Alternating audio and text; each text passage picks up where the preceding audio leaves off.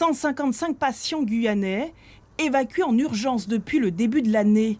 80% d'entre eux ont été pris en charge par le CHU de la Martinique, mieux doté en équipements et spécialistes.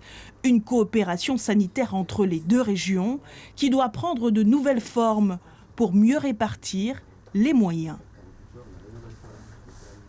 On n'est pas en capacité d'accueillir et d'être en appui sur tout. Et puis le but n'est pas forcément que tous les patients guyanais viennent dans les hôpitaux de la Martinique. Le but aussi est que des médecins de la Martinique puissent venir en appui des médecins de la Guyane pour traiter les malades sur place et de développer des filières qui permettent de, au maximum, éviter de déplacer les gens.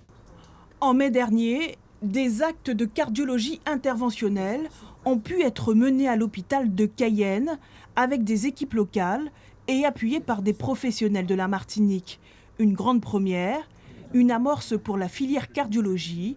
La directrice de l'ARS Guyane souhaite aller encore plus loin. Merci beaucoup.